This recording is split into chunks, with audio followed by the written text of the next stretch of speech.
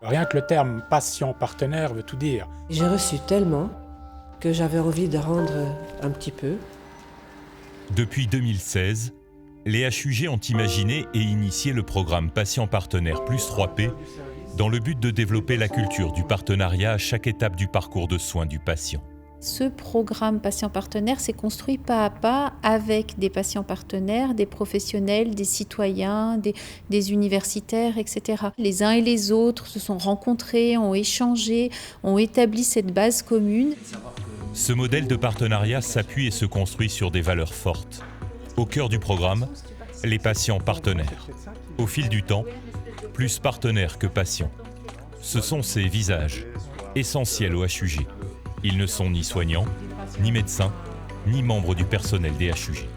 Le rôle, c'est d'être intermédiaire entre le corps médical et le patient. On ose dire des choses que leurs patients n'osent pas dire. Ces séances ont mis en évidence en fait la nécessité de dédramatiser la blouse blanche. Ma responsabilité, c'est justement de réouvrir cette fenêtre d'humanité chez le médecin quand il l'a un peu oubliée. Et leur vision va permettre de mettre le point sur des choses auxquelles un professionnel n'aurait peut-être pas forcément pensé.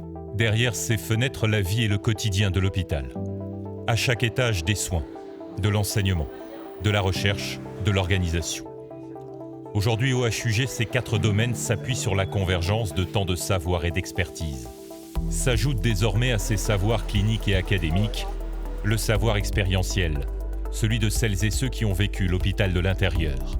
Par exemple, comme dans le cas du projet de carte de traitement pour les patients hospitalisés. Je suis content d'être utile, en tout cas, pour qu'ils puissent faire tout ça. C'est vraiment dans ce but qu'on essaye d'interviewer un maximum de patients, pour essayer vraiment d'englober au maximum tout ce qui manque.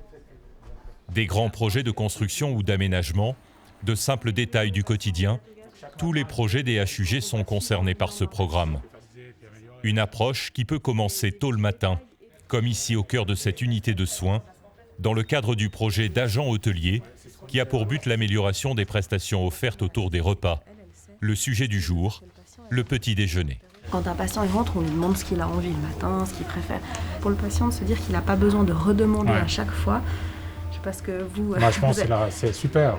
J'essaye à mon petit niveau que chaque élément qui est mis en place, présent ou futur, puisse améliorer le bien-être et le confort des patients. Si on veut travailler sur un projet comme celui-ci, avec l'objectif principal qui est le confort et la satisfaction du patient, ne pas mettre le patient dedans, c'est une erreur.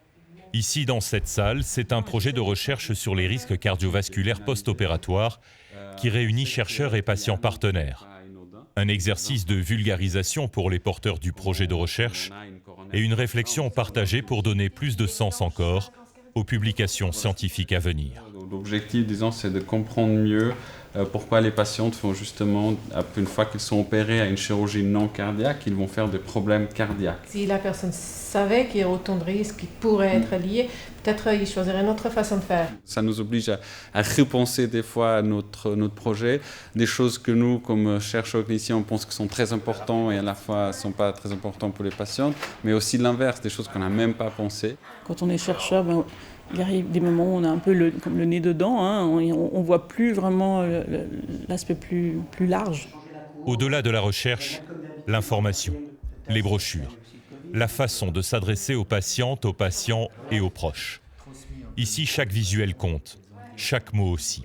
L'enjeu est majeur, une information juste, accessible et profondément utile. En tout cas, la fiche dont tu m'avais beaucoup parlé, Jean-Pierre, qui traitait des démangeaisons, n'était pas en fait une fiche diagnostique. Mais comment une personne lambda comme moi peut faire une différence entre un eczéma, un psoriasis, la gale ou des réactions allergiques cutanées? Monsieur, je me sens très mal, s'il vous plaît. Nous sommes ici en plein exercice de formation et de simulation aux urgences. Les patients partenaires sont là pour cette formation, bien sûr. Leur présence est indispensable, mais c'est surtout leur ressenti et leur retour qui sont essentiels. On partage avec le personnel soignant quelque chose, même si c'est de la simulation, quand même quelque chose de réel. Au HUG, l'implication des patients partenaires se fait à plusieurs niveaux. Information, expression, décision, action. Chaque niveau d'implication est utile dans les différentes unités de soins adultes, mais aussi enfants. Si les projets se multiplient et se complètent, l'essentiel, lui, ne change jamais. Un partenariat qui fait sens repose sur une adhésion de chacune et chacun, sur une ouverture et la volonté sincère de travailler ensemble. On fait ensemble, on construit ensemble. Je crois que ça, c'est l'hôpital de demain.